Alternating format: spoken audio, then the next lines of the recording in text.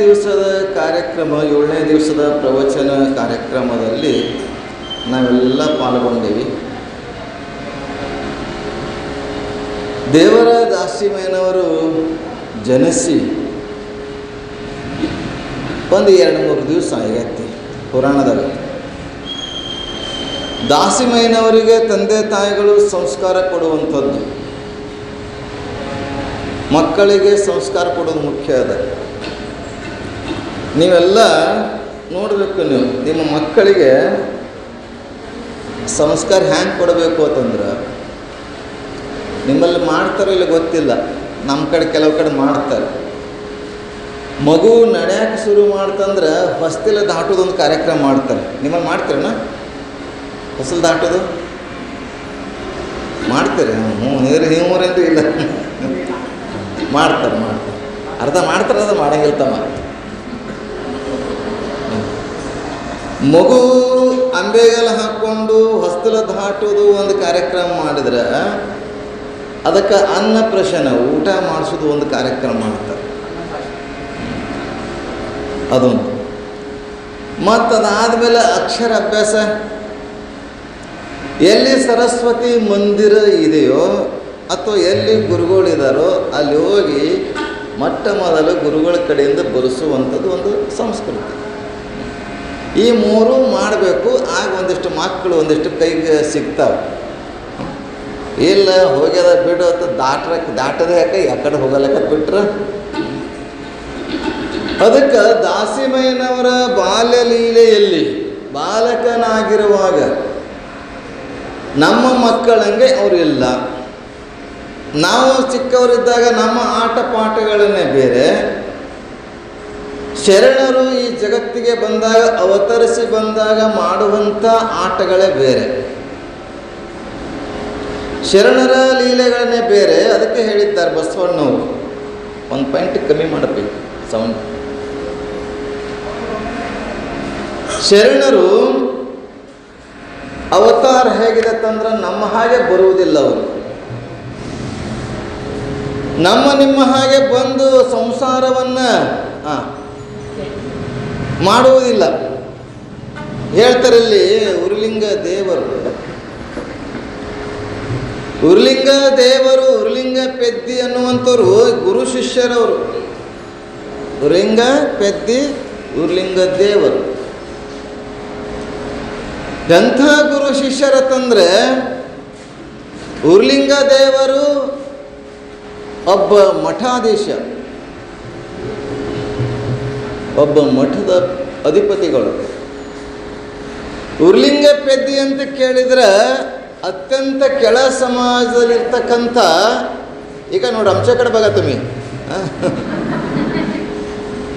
ಕೋನ ಏತೇನ ಜಾತನ ತೆಗಡ ಬಗಾಚನ ತೆಗಡ ಕಡೆ ನನಗೆ ದವ್ಯನಂಗೆ ಕೂಡಿಸ್ಯಾರ ನಿಮ್ಮ ಮುಂದೆ.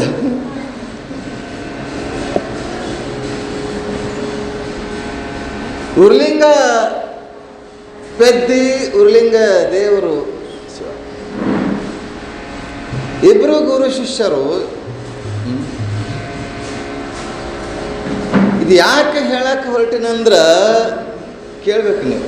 ಶರಣರು ನಮ್ಮ ಹಾಗೆ ಸಂಸಾರ ಮಾಡ್ಲಿಕ್ಕೆ ಬಂದಿಲ್ಲ, ನಮ್ಮ ಹಾಗೆ ಮಕ್ಕಳು ಹಡ್ಯಕ್ಕೆ ಬಂದಿಲ್ಲ, ನಮ್ಮ ಹಾಗೆ ಮಕ್ಕಳಿಗೆ ಶಾಲೆ ಕಲಿಸಿ ಅವ್ರಿಗೆ ಮದುವೆ ಮಾಡಿ ಅವ್ರ ಮಕ್ಕಳನ್ನು ನೋಡಿ ಆನಂದ ಪಡ್ಲಿಕ್ಕೆ ಬಂದಿಲ್ಲ. ಅಂಥ ಉರುಲಿಂಗ ದೇವರು, ಉರುಲಿಂಗ ಪೆದ್ದಿಯ ಗುರು ಶಿಷ್ಯರ ಸಂಬಂಧವನ್ನು ಒಂಚೂರು ನೋಡಿ ಮುಂದೆ ಅವರು ಹೇಳಿದಂಥ ಮಾತನ್ನು ಚಿಂತನೆ ಮಾಡೋಣ ನಾವೆಲ್ಲ. ಯಾಕಂದರೆ 25 ದಿವಸಗಳದ 17 ಅಧ್ಯಾಯವನ್ನು 27 ದಿವಸ ಮಾಡ್ಬೇಕ್ರಿ. ಪವಾಡಗಳು ಸ್ವಲ್ಪ ಅದಾವ, ಶರಣರ ಪವಾಡಗಳು ಕಡಿಮೆ ಇರ್ತಾವೆ. ಅದಕ್ಕೆ ಮಹಾಪುರಾಣದಲ್ಲಿ, ಈ ದಾಸಿಮಯ್ಯನವರ ಪುರಾಣದಲ್ಲಿ ಕವಿಗಳು ಶರಣರ ವಿಚಾರಗಳನ್ನು ಹೇಳ್ಕೊಂಡೇ ಪುರಾಣವನ್ನು ಬರೆದಿರ್ತಾರೆ ಸಾಮಾನ್ಯವಾಗಿ. ಪೆದ್ದಿ ಅತ್ಯಂತ ಕೆಳ ಸಮಾಜದ ವ್ಯಕ್ತಿ, ಪ್ರತಿನಿತ್ಯ ಕಳ್ಳತನ ಮಾಡ್ತಿದ್ದ. ಅಂತೇಳಿ ಎಲ್ಲ ಕಡೆ ತಿರುಗಾಡ ಬಂದು ಕೈಕಾಲ ಮುಖ ತೊಳ್ಕೊಳಕ್ಕೆ ಹೋಗ್ತಾಳ. ಕಾಲಾಗ ಚೈನೇ ಕಾಣಂಗಿಲ್ರಿ. ಕುಡಿಯಾಕ ಬಿಡ್ತೀನಿ ಅಂತ ಕೈ ಚೈನು ಉಚ್ಕೊಂಡು ಹೋಗಿದ್ದು ಕುಡಿಯಾಕ. ಅಂಥ ಗಂಡದವ್ರು ನಮ್ಮದು. ಏನಾಗಿತ್ತು ಕಾಳವೆ ಹೇಳಿದ್ರಲ್ಲ, ಏನು ಅದೃಷ್ಟ ಗೊತ್ತಿಲ್ಲ. ಒಂದು ದಿವಸ ಉರ್ಲಿಂಗ ದೇವರು ಏನು ಮಾಡಿದ್ದಾರೆ ಅಂದ್ರೆ, ಸುಗಯ್ಯನವರ ಮನ್ಯಾಗ, ಸುಗಯ್ಯ ಅಂತ ಒಬ್ಬ ಜಂಗಮ ಒಟುವಿಗೆ, ಅವರ ಮನೆಯೊಳಗೆ ಶಿವ ದೀಕ್ಷೆಯನ್ನು, ಇಷ್ಟಲಿಂಗ ದೀಕ್ಷೆಯನ್ನು, ಜ್ಞಾನ ದೀಕ್ಷೆಯನ್ನು, ಕ್ರಿಯಾ ದೀಕ್ಷೆಯನ್ನು, ವೇದ ದೀಕ್ಷೆಯನ್ನು ಎಲ್ಲವನ್ನು ಕೊಟ್ಟು ಉಪದೇಶ ಮಾಡ್ತಾ ಆ ಇಷ್ಟಲಿಂಗವನ್ನು ಭಾವಲಿಂಗವನ್ನಾಗಿ, ಪ್ರಾಣಲಿಂಗವನ್ನಾಗಿ, ಮಹಾಲಿಂಗವನ್ನಾಗಿ, ಪ್ರಸಾದಲಿಂಗವನ್ನಾಗಿ, ಷಡ್ಲಿಂಗವನ್ನು ಇಡೀ ಶರೀರದಲ್ಲಿ ಹೇಗೆ ಸ್ಥಾಪನೆ ಮಾಡಿಕೊಳ್ಬೇಕು ಅಂತ ಜ್ಞಾನೋಪದೇಶ ನಿಮ್ಗೆ ಹೇಳ್ತಾರೆ. ನಿಮ್ಮ ಗುರುಗಳು, ನನ್ನ ಗುರುಗಳು ಇಲ್ಲ, ಎಲ್ಲಿದ್ದು ಹೇಳ್ಬೇಕಂತೀನಿ, ಕೇಳಬೇಕು. ಇಷ್ಟಲಿಂಗವನ್ನು ಶರಣರು ಹೇಳಿದ್ದಾರೆ. ಪ್ರಾಣಲಿಂಗ ಅಂದರೆ ಏನು, ಭಾವಲಿಂಗ ಅಂದರೆ ಏನು, ಅದಕ್ಕೆ ಮಹಾಲಿಂಗ ಮಾಡಬೇಕು, ಅದಕ್ಕೆ ಪ್ರಸಾದಲಿಂಗ ಮಾಡಬೇಕು. ಎಂದ್ರೆ ಪುಡ ಪಾಠ ಮಾಗ ಸಪಾಟ ಅಂದಂಗೆ ಅದು ನಮ್ಮ ಕತೆ. ನಿಮ್ಗೆ ಹೇಳೋರು ಪಕ್ಕಾ ಸಿಕ್ಕಿಲ್ಲ, ಪಕ್ಕಾ ಸಿಕ್ಕೋರ ಹತ್ರ ನೀವು ಕೇಳಂಗಿಲ್ಲ. ನಿಮ್ಗೇನು ಬೇಕು, ಗಂಡ ಹೆಂಡತಿ ಕತೆಗಳು ಬೇಕು. ನಾವಾದ್ರೂ ಹೇಳವಲ್ಲ, ನಾ ಹೇಳವಂತ ಇಷ್ಟೇ ಜನ ಸೇರಿಗತ್ತೀರಿ, ಅದು ಹೇಳಗತ್ರ ಆಹಾ ಹೋತಂದ್ರೆ ಜಾಗ ಸಾಲಲ್ಲ. ಅದಕ್ಕೆ ನಮ್ಮ ಬಸವ ಸ್ವಾಮಿ ಕರೆಸಿನಿ ಇವತ್ತು. ಅವ ಗಂಡ ಹೆಂಡತಿ ಕತೆ ಭಾಳ ಚಂದ ಹೇಳ್ತಾನೆ ಅವನು.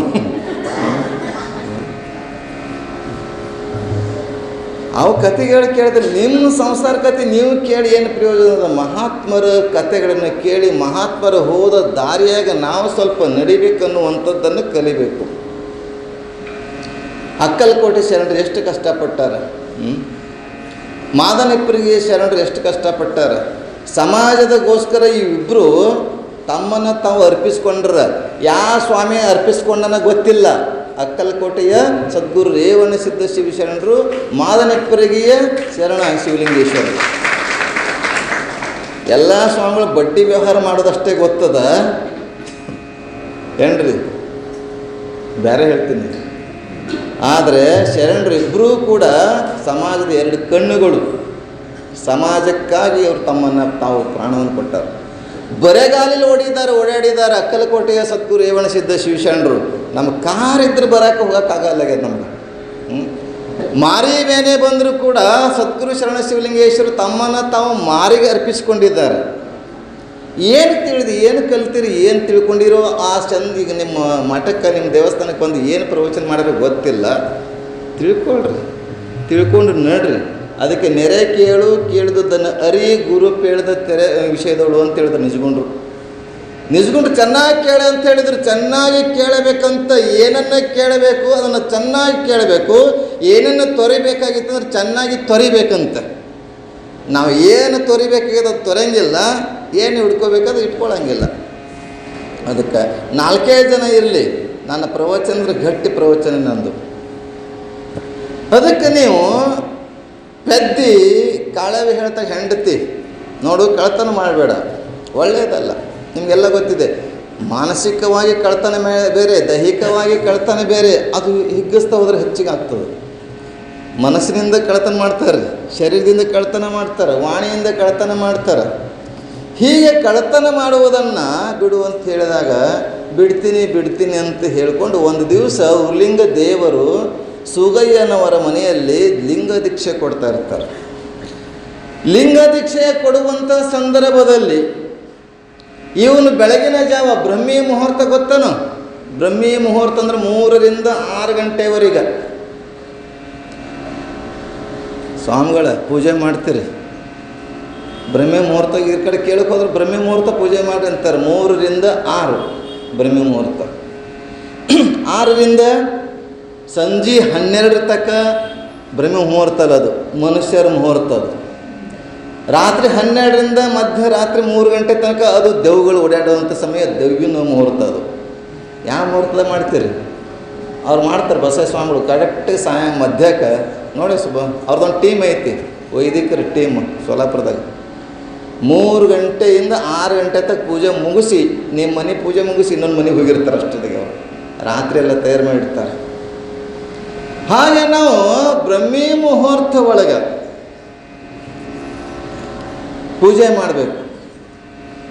ಇಲ್ಲಿ ಬ್ರಹ್ಮಿ ಮುಹೂರ್ತದೊಳಗೆ ಅವ ಶಿವದೀಕ್ಷೆಯನ್ನು ಕೊಟ್ಟು ಉರ್ಲಿಂಗ ದೇವರವರು ಉಪದೇಶವನ್ನು ಮಾಡ್ತಾ ಸಂದರ್ಭದಲ್ಲಿ ಮೊದಲೇ ಗೊತ್ತಾಗಿತ್ತಂದ್ರೆ ಎಲ್ಲ ತಂದಿಡಬೇಕು.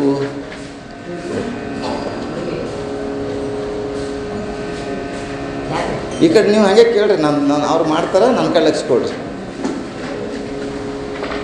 ಬೆಳಗಿನ ಬ್ರಹ್ಮಿ ಮುಹೂರ್ತದೊಳಗೆ ದೀಕ್ಷೆಯನ್ನು ಕೊಡ್ತಾ ಇದ್ದಾರೆ. ಈ ಕಡೆ आमचे माझ्या कडे बघा तुम्ही सगळे जण ಮಾಡ್ತಾ ಇರಬೇಕಾದ್ರೆ ಇವನು ಬೆಳಗಿನ ಜಾವ, ಯಾಕಂದ್ರೆ ಕಳತನ ಆಗೋದು ಸಾಮಾನ್ಯವಾಗಿ ರಾತ್ರಿ ಬಾರಕ್ಕಾಗಲ್ರಿ.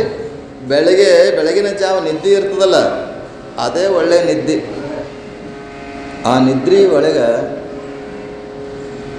ಒಳ್ಳೆ ನಿದ್ದೆ ತುಂಡಿರ್ತದ. ಆ ಕಳತನ ಬಂದಿದ ಪೆದ್ದಣ್ಣ. ಇವರು ನೋಡ್ತಾರೆ ದೀಕ್ಷೆ ಕೊಡುವುದನ್ನು. ಎಲ್ಲ ಗಂಟೆ ಕಟ್ಟ್ಯಾನ. ಯಾಕೋ ಯಾರೋ ಮಾತಾಡಗತ್ತಾರ ಅಂತ ಕದ್ದು ಮರೆ ನಿಂತು ನೋಡ್ತಾನೆ.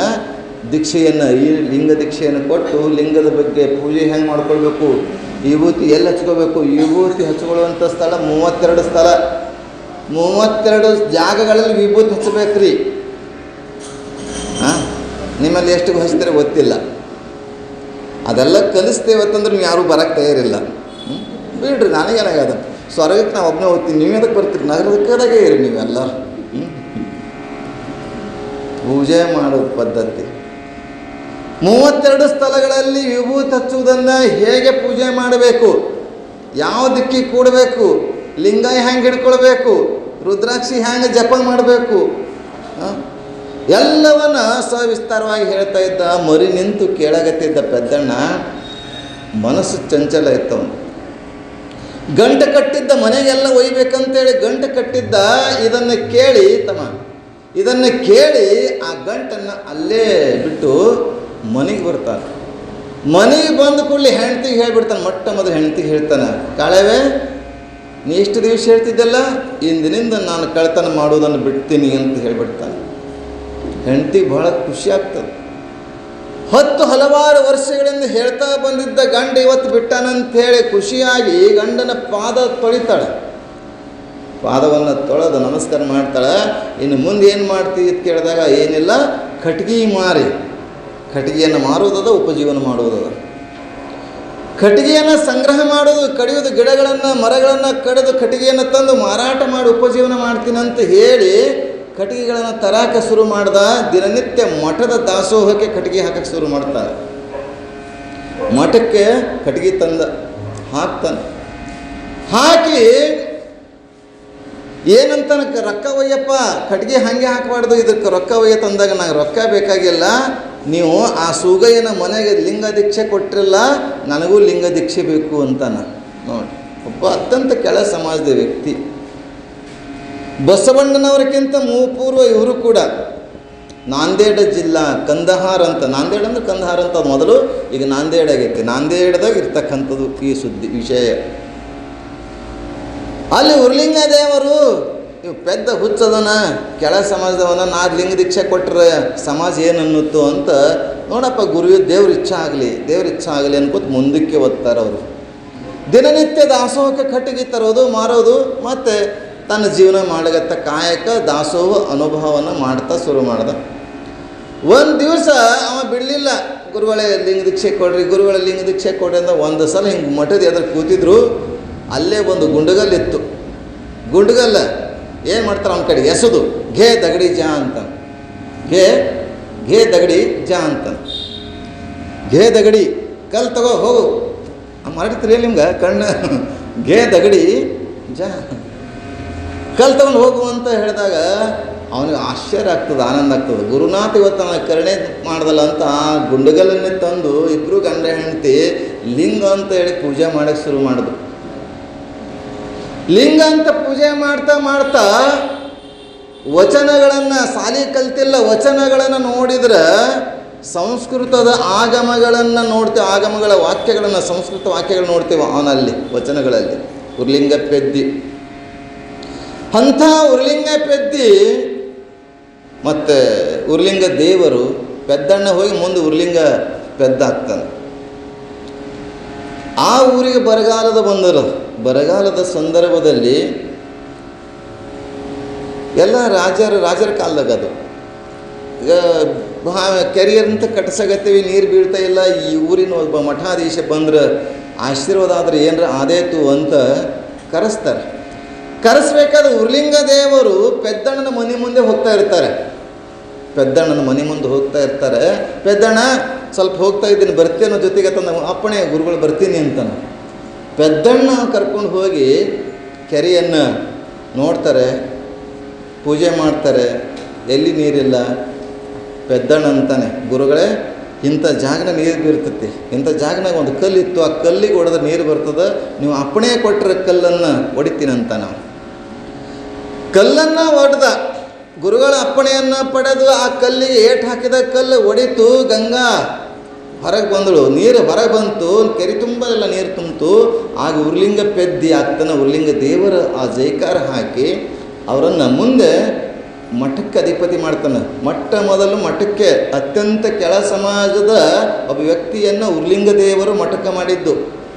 ಅವೆಲ್ಲವನ್ನು ಗುರುತಿಸಿ ಅಕ್ಕಲಕೋಟೆಯ ಶರಣರು ಯಾವುದೇ ಒಬ್ಬ ಅಧಿಕಾರ ಅರ್ಹತೆ ಇದ್ದರೆ ಮಠಕ್ಕೆ ಆಗಬಹುದು ಅನ್ನುವಂಥದ್ದನ್ನು ಈ ಶರಣರ ತತ್ವವನ್ನು ಇಟ್ಕೊಂಡೇ ಅವರು ಮಠಗಳ ಸ್ಥಾಪನೆ ಮಾಡ್ಯಾರ.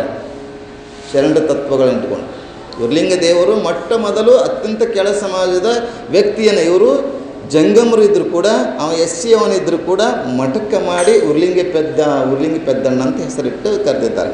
ಅವರದ ಒಂದು ವಚನವನ್ನು ಇಲ್ಲಿ ನಾನು ಹೇಳಕ್ಕೆ ಹೊರಟಿದ್ದೀನಿ. ಲೋಕದಂತೆ ಬಾರರು, ಲೋಕದಂತೆ ಇಹರು. ಶರಣರು ನಮ್ಮ ಹಂಗೆ ಇರುವುದಿಲ್ಲ, ನಮ್ಮಂಗೆ ಬರುವುದಿಲ್ಲ. ಅವರು ಲೋಕದಂತೆ ಬಾರರು, ಲೋಕದಂತೆ ಇರರು, ಲೋಕದಂತೆ ಓಹರು ನೋಡ. ನಮ್ಮಂಗೆ ಬರುವುದಿಲ್ಲ, ನಮ್ಮಂಗೆ ಇರುವುದಿಲ್ಲ, ನಮ್ಮಂಗೆ ಹೋಗುವುದಿಲ್ಲ. ಮತ್ತು ಯಾರಂಗೆ ಹೋಗ್ತಾರೆ ಗೊತ್ತಾಗಬೇಕಲ್ಲ, ಹೌದಲ್ರಿ? ನಮ್ಮಂಗೆ ಬರೋಂಗಿಲ್ಲ, ನಮ್ಮಂಗೆ ಇರಂಗಿಲ್ಲ, ನಮ್ಮಂಗೆ ಹೋಗಂಗಿಲ್ಲ ಅಂತಂದ್ರೆ ಯಾರಂಗೆ ಇರ್ತಾರಂತಂದ್ರೆ ಪುಣ್ಯದಂತೆ ಬಪ್ಪರು, ಜ್ಞಾನದಂತೆ ಇಪ್ಪರು. ಪುಣ್ಯದಂಗೆ ಬರ್ತಾರಂತೆ, ಪುಣ್ಯದಂತೆ ಬಪ್ಪರು, ಜ್ಞಾನದಂತೆ ಇಪ್ಪರು, ಮುಕ್ತಿಯಂತೆ ಹೋಹರು ನೋಡ. ಉರ್ಲಿಂಗ ದೇವ ನಿಮ್ಮ ಶರಣರು ಉಪಮಾತೀತರಾಗಿ ಉಪಮಿಸಬಾರದು. ಪುಣ್ಯದಂಗೆ ಬರ್ತಾರಂತೆ. ನಾವು ಪುಣ್ಯ ಮಾಡಿ ಬಂದೇವಿ, ಪಾಪ ಮಾಡಿ ಬಂದೇವಿ, ನಮ್ಮ ಸುಖ ದುಃಖಗಳು ನಮ್ಗೆ ಹೇಳ್ತಾವೆ. ಪುಣ್ಯದಂಗೆ ಬರ್ತಾರೆ, ಪುಣ್ಯದಂಗೆ ಇರ್ತಾರೆ, ಜ್ಞಾನದಂಗೆ ಇರ್ತಾರೆ, ಮುಕ್ತಿ ಹೆಂಗೆ ಹೋಗ್ಬಿಡ್ತಾರೆ ಅಂಥವರು ಶರಣರು ಅಂತ ಹೇಳ್ತಾರೆ. ಆ ರೀತಿಯಾಗಿ ದಾಸಿಮಯ್ಯನವರು ಈ ಜಗತ್ತಿಗೆ ಬರಬೇಕಾಗಿತ್ತಂದರೆ ಪುಣ್ಯದಂತೆ ಬಂದಿದ್ದಾರೆ, ಜ್ಞಾನದಂತೆ ಇದ್ದಾರೆ, ಮತ್ತು ಮುಕ್ತಿಯಂತೆ ಹೋಗಿರ್ತಾರೆ. ಅದಕ್ಕಂತಲೇ ಪುರಾಣ ಆಗೈತೆ ಅವ್ರದ್ದು. ನಾವು ಮುಕ್ತಿಯಂತೆ ಹೋಗೋದಿಲ್ಲ, ಜ್ಞಾನದಂತೆ ಇರುವುದಿಲ್ಲ, ಪುಣ್ಯದಂಗೆ ಬರೋಂಗಿಲ್ಲ ಅಂತೇಳಿ ನಮ್ಮ ಫೋಟೋ ವರ್ಷಕ್ಕೆ ಒಂದು ಸಲ ಪುಣ್ಯತಿಥಿ ಮಾಡ್ಕೊಳ್ತೈತಿ, ಮೂಲ್ಯಾಗ ಸೇರ್ತೈತಿ ನಮ್ಮ ಫೋಟೋ. ನಮ್ಮ ಚರಿತ್ರೆ ಒಳಗೆ ಉಳಿಯಂಗಿಲ್ಲ ನಮ್ಮ ಪುಸ್ತಕ. ಎಷ್ಟು ಸಾವಿರಾರು ವರ್ಷಗಳ ಹಿಂದೆ ಆಗಿ ಹೋಗಿರ್ತಕ್ಕಂಥ ಇವರೆಲ್ಲ ನಮ್ಮ ಜೀವಂತ ಅದಾರ ಅಂತೇಳಿ ನಾವು ಮಾತಾಡ್ತಾ ಇದ್ದೇವೆ. ನಮ್ಮ ಅಜ್ಜನ ಬಗ್ಗೆ ಮಾತಾಡ್ತೇವೇನು, ನಮ್ಮ ಅಪ್ಪನ ಬಗ್ಗೆ ಮಾತಾಡ್ತೇವೇನು? ಅವ್ರು ಸತ್ತು ಹೋಗ್ಯಾರ. ಇವರು ಸತ್ತು ಇದ್ದಂಗೆ, ದೇಹ ಇಲ್ಲ, ಸತ್ತು ಬದುಕಿರ್ಬೇಕಂತ. ಶರಣರೆಲ್ಲ ಇದ್ದಾರೆ ಅನ್ನೋಗೋಸ್ಕರ ಇವತ್ತು ಸಿದ್ಧಾರೂಢರಾಗಲಿ, ಗುರುನಾಥರೂಢರು, ನವಲಗುಂದ ನಾಗಲಿಂಗ, ಶರೀಫರು, ಗೋವಿಂದ ಭಟ್ರು, ರೇವಣಸಿದ್ಧ ಶಿವಶರಣರು, ಶಿವಲಿಂಗೇಶ್ವರರು, ಶರಣಬಸವೇಶ್ವರರು, ಎಷ್ಟು ಜನ ಇಲ್ಲ. ಅವರೆಲ್ಲ ಜಗತ್ನಾಗ ಅದಾರ ಅಂತೇಳಿ ಸಕಾಲಕ್ಕೆ ಮಳೆ ಬೆಳೆ ನೀವು ಪಾದಯಾತ್ರೆ ಮಾಡಾಕತ್ತೀರಿ, ಅದಾರಂತೆ ಹೋಗಾಗತ್ತೀರೇನಿಲ್ಲ? ಅದಾರಂತನೇ ಹೋಗಾಗತ್ತೀರಿ, ಇಲ್ಲಂದ್ರೆ ಹೋಗ್ತಿದ್ರ ಅದು? ಹಾಗಿಲ್ಲಿ ಅವರೆಲ್ಲ ಅದಾರ, ಇತಿಹಾಸದ ಪುಟಗಳಲ್ಲಿ ಉಳಿದಾರ, ಮನಸ್ಸಲ್ಲಿ ಉಳ್ಕೊಂಡಿದ್ದಾರೆ. ಅಂಥ ಶರಣರು ನಮ್ಮ ಹಾಗೆ ಲೋಕದಂತೆ ಬರರು, ಲೋಕದಂತೆ ಇಯರು, ಪುಣ್ಯದಂತೆ ಬಪ್ಪರು, ಜ್ಞಾನದಂತೆ ಇಪ್ಪರು, ಮುಕ್ತಿಯಂತೆ ಹೋವರು. ದಾಸಿಮಯ್ಯ ಜನಿಸಿ 2-3 ದಿವಸಗಳಾಯಿತು. ಅವನ ಬಾಲ್ಯ ಲೀಲೆ ಸಂಸ್ಕಾರವನ್ನು ಕೊಡುವಾಗೋಸ್ಕರ ತಂದೆ ತಾಯಿಗಳು ಅತ್ಯಂತ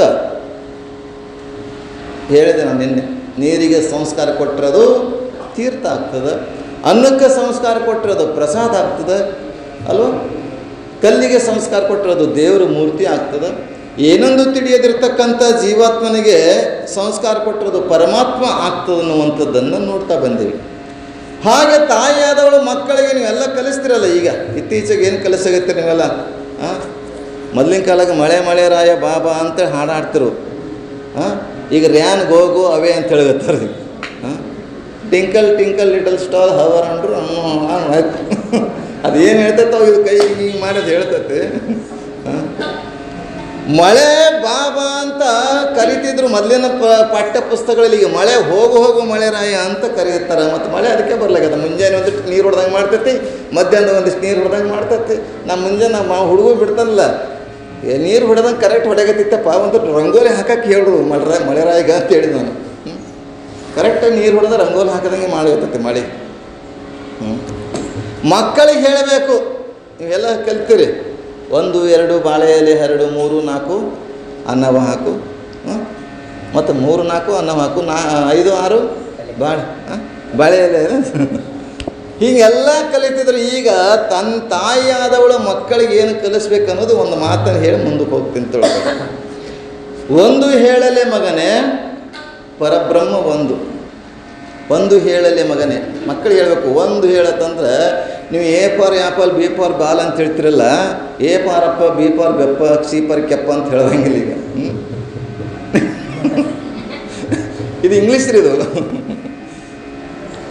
A for Allama Prabhu, B for Basavanna, ಹೀಗೆಲ್ಲ. C for Channabasavanna, D for ಏನು ಎಲ್ಲವನ್ನೇ ಶರಣರ ಹೆಸರನ್ನು ಹೇಳಿದ್ದಾರೆ. ಕೆಲವು ನೋಡ್ಬೇಕು ನೀವು, ಬಸವ ತತ್ವಕ್ಕೆ ಹೋದ್ರಂದ್ರೆ ಅಲ್ಲಿ ಕ್ಯಾಲೆಂಡ್ರ್ ಇದೆ. ಅಲ್ಲಂ ಪ್ರಭು, ಬಸವಣ್ಣ, ಸಿದ್ದರಾಮ ಎಲ್ಲ ಶರಣರ ಹೆಸರುಗಳು ಬರ್ತಾವೆ, ಸಿಗ್ತವೆ. ABCD ಮೇಲೆ, ಆಮೇಲೆ ಮತ್ತು ಅದೇ ರಾಮನ ಕಡೆ ಹೋದ್ರೆ ರಾಮ, ಸೀತಾ, ಲಕ್ಷ್ಮಣ, ಹನುಮಾನ ಇವೆಲ್ಲ ಸಿಗ್ತವೆ. ಅವೆಲ್ಲ ಕಲಿಸ್ಬೇಕು. ಎ ಅಂದರೆ ಏನು, ಬಿ ಅಂದರೆ ಏನು ಅಂತೇಳಿ ಅದೆಲ್ಲ ಬಿಟ್ಟೇವಿ. ರಟ ಈಕ ಅಂತ ಗೊತ್ತೇ ಇಲ್ಲ ಮಕ್ಕಳಿಗೆ ಈಗ. ಹಾಗಿಲ್ಲಿ 1 ಹೇಳಲೆ ಮಗನೇ ಪರಬ್ರಹ್ಮ ಬ್ರಹ್ಮ ಒಂದದ, ಎರಡದ ಅದ್ವೈತ ತತ್ವವನ್ನು ಪ್ರತಿಪಾದನೆ ಮಾಡುವಂಥದ್ದು. ನೋಡ್ಲಿಕ್ಕೆ ನಾವೆಲ್ಲ ಬೇರೆ ಬೇರೆ ಆದರೂ ಕೂಡ ನಮ್ಮಲ್ಲಿರ್ತಕ್ಕಂಥ ಚೈತನ್ಯ ಆತ್ಮ ಒಂದೇ ಇದೆ. ಅದು ಪರಬ್ರಹ್ಮ, ಅದು ಚೈತನ್ಯ. ಹಾಗೆ 2 ಹೇಳಲೆ ಮಗನೇ ಶಿವಶಕ್ತಿಗಳು 2, ಶಿವ ಮತ್ತು ಶಕ್ತಿ 2. 3 ಹೇಳಲೆ ಮಗನೇ ಸೃಷ್ಟಿ ಸ್ಥಿತಿ ಲಯಗಳು 3 ತಿಳಿಸ್ಬೇಕು ಮಕ್ಕಳಿಗೆ. 1 2 3 4 ಎಲ್ಲ. 4 ಹೇಳಲೆ ಮಗನೇ ವೇದಗಳು 4 ಕಲಿಸ್ತೀರಿ ನೀವೆಲ್ಲ ಮಕ್ಕಳಿಗೆ. 4 ಹೇಳಲೆ ಮಗನೇ ವೇದಗಳು 4 ವೇದಗಳ ಬಗ್ಗೆ ಹೇಳಬೇಕು. ಋಗ್ವೇದ, ಯಜುರ್ವೇದ, ಸಾಮವೇದ, ಅಥರ್ವಣ ವೇದ. 5 ಹೇಳಲೆ ಮಗನೇ ಯಾವುದು ಪಂಚಾಚಾರ್ಯರು 5, ಪಂಚ ಆಚಾರಗಳು 5. ಶಿವಾಚಾರ, ಗಣಾಚಾರ, ವೃತ್ತಾಚಾರ, ಏನವಲ್ಲ ಆಚಾರ, ಪಂಚ ಆಚಾರಗಳನ್ನು 5 ಅಂತ ಹೇಳಬೇಕು. 6 ಹೇಳಲೆ ಮಗನೇ ಶಟಸ್ಥಲಗಳು 6. ನಮ್ಮ ವೀರಶೈವ ಲಿಂಗಾಯತ ಧರ್ಮವನ್ನು ಪ್ರತಿಪಾದನೆ ಮಾಡುವಂಥ ತತ್ವಗಳಿವೆಲ್ಲ. 6 ಹೇಳಲೆ ಮಗನೇ ಷಟ್ಸ್ಥಲಗಳನ್ನು, ಅಷ್ಟಾವರಣ ಷಟ್ಸ್ಥಲ ಗೊತ್ತಿದೆಯಲ್ಲ, ಪಂಚಾಚಾರ 6 ಹೋಯ್ತು. ಅಂದರೆ ಗುರು, ಲಿಂಗ, ಜಂಗಮ, ವಿಭೂತಿ, ಪಾದೋದಕ, ಪ್ರಸಾದ, ರುದ್ರಾಕ್ಷಿ ಮಂತ್ರಗಳು. 7 ಹೇಳಲೆ ಮಗನೇ ಸಪ್ತ ಋಷಿಗಳು 7 ಋಷಿಗಳದಾರೆ. ಹಾಗೆ 8 ಹೇಳಲೆ ಮಗನೇ ಅಷ್ಟಾವರಣಗಳು 8. ಮುಂದೆ 9 ಹೇಳಲೆ ಮಗನೇ ನವಗ್ರಹಗಳು 9. 10 ಹೇಳಲೆ ಮಗನೇ ನೀ ಕೀರ್ತಿಯ ಶಿಖರ 10 ಅಂತ ಹೇಳಬೇಕು ಮಕ್ಕಳಿಗೆ. ಅದನ್ನು ಬಿಟ್ಟು ಏನೇನೋ ಹೇಳ್ತೇವೆ. ಅದೆಲ್ಲವನ್ನು ಬಿಡಬೇಕು. ಇಂಗ್ಲೀಷ್ ಮೋಹಕ್ಕೆ ಬಿದ್ದು ನಾವು ಏನೇನೋ ಕಲಿಸಗತ್ತೇವೆ. ಅದರ ಜೊತೆಗೆ ಸಂಸ್ಕಾರ, ವಿದ್ಯೆದ ಜೊತೆಗೆ ಸಂಸ್ಕಾರವನ್ನು ಕೂಡ ಕೊಡುವಂಥವ್ರು ಆಗಬೇಕು. ಇಲ್ಲಿ ದಾಸಿಮಯ್ಯನವರಿಗೆ ಒಳ್ಳೆಯ ಸಂಸ್ಕಾರವನ್ನು ತಂದೆ ತಾಯಿಗಳು ಕೊಡ್ತಾ ಇದ್ದಾರೆ. ಬೆಳೀತಾ ಹೋಗ್ತಾ ಇದ್ದಾನೆ ದಾಸಿಮಯ್ಯ. ಮತ್ತು ಶಿಕ್ಷಣ ಬೇಕಲ್ಲ, ಮಕ್ಕಳಿಗೆ ಶಿಕ್ಷಣ ಮುಖ್ಯ ಇದೆ. ಶಿಕ್ಷಣ ಕಲಿಯುವಂಥದ್ದಾಗ್ತದೆ. ಶಿಕ್ಷಣ ಬೇಕು. ಶಿಕ್ಷಣಕ್ಕೆ ಎಲ್ಲಿ ಹೋಗ್ತಾರೆ ಅನ್ನುವಂಥದ್ದು ನೋಡ್ತೇವೆ ಮುಂದೆ. ನಿಮ್ಗೆ ನಮ್ಮ ಮಕ್ಕಳ ಬಗ್ಗೆ ಒಂದು ದೃಷ್ಟಾಂತ ಹೇಳಿ ನಮ್ಮ ಬಸವ ಸ್ವಾಮಿಗಳು ಬಂದಾರೆ, ಶಾಸ್ತ್ರಿಗಳು. ಅವರು ಮಾತಾಡ್ತಾರೆ. ಅವರು ಪುರಾಣಿಕರು, ದೊಡ್ಡ ಪುರಾಣಿಕರು. ಮತ್ತು ಮೈಂದ್ರಗಿಯ ಮೃತ್ಯುಂಜಯ ಸ್ವಾಮಿಗಳು ಬಂದಾರಂತ, ಅವರು ಬರ್ತಾರೆ. ನಮ್ಮ ಟೈಮಿಗೆ ನಾವು ಮುಗಿಸ್ಬೇಕು. ನಮ್ಮ ಟೈಮ್ ಆಯ್ತು ಈಗ. ಗಡಿಯಾರ್ಕೊಂಡು ನೋಡ್ತೀರಿ ನೀವು. ನಾ ಬಂದೀನಿ ಕರೆಕ್ಟ್ ಟೈಮಿಗೆ, ನೀವು ಬಂದಿಲ್ಲ, ನಾ ಏನು ಮಾಡ್ಬೇಕಾಗ್ತೈತಿ? ನಮ್ಮ ಟೈಮು ನಾವು ಮುಗೀತು. ಬೆಕ್ಕಾಗ್ಲಿಕ್ಕ